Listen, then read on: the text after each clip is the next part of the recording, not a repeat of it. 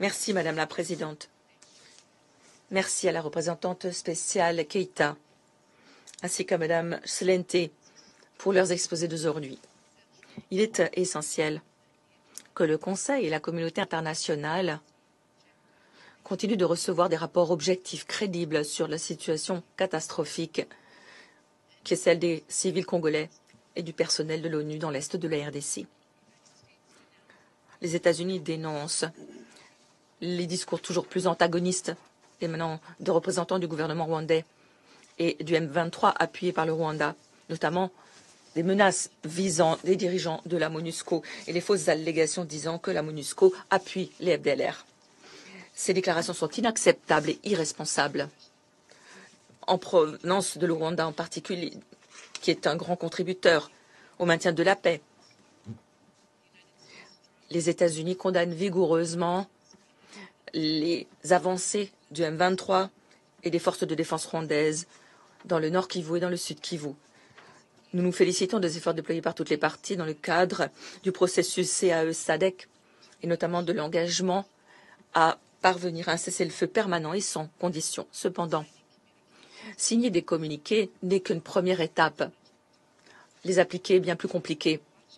Nous suivrons de près les actions des parties et sommes déterminés, le cas échéant, à prendre des mesures supplémentaires.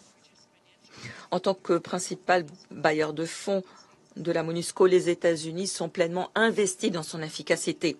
La mission doit être autorisée à se déplacer librement, à exécuter son mandat dans les zones contrôlées par le M23. Nous exigeons que le M23 cesse de faire obstacle à l'action de la MONUSCO et prenne les mesures nécessaires pour ouvrir l'aéroport de Goma sans attendre. Nous sommes conscients du rôle que pourrait jouer la MONUSCO dans le règlement de cette crise grâce à ses compétences, à son mandat, à ses infrastructures. La MONUSCO est parfaitement équipée pour participer à la mise en œuvre d'un cessez-le-feu ou d'une autre solution négociée, comme elle l'a fait à plusieurs reprises tout au long de son histoire. Cependant, en l'absence d'un cessez-le-feu durable ou de garantie de liberté de circulation de la MONUSCO, les troupes de l'ONU ne peuvent pas quitter leur base. Alors que le M23 commet des exactions à Goma, cette situation n'est pas tenable. Si la MONUSCO ne peut pas exécuter son mandat et protéger les civils dans les zones contrôlées par le M23, nous, membres du Conseil, devrions envisager toutes les options possibles, y compris une révision du mandat de la mission qui ne reflète plus l'environnement opérationnel. En dehors des zones contrôlées par le M23, la MONUSCO apporte une contribution tangible, sauve des vies, participe de la sécurité en RDC au travers de déploiements rapides et en protégeant les civils des groupes armés. Nous exhortons les forces de la RDC et le Rwanda à apaiser la situation, à aider la MONUSCO à protéger les civils, à contrer les attaques des groupes armés et contrer toute menace terroriste. Nous sommes conscients de la décision de la SADC de mettre un terme au mandat de la SAMI-RDC. Nous rendons hommage aux contingents qui ont perdu la vie sur l'autel de la stabilité dans le pays.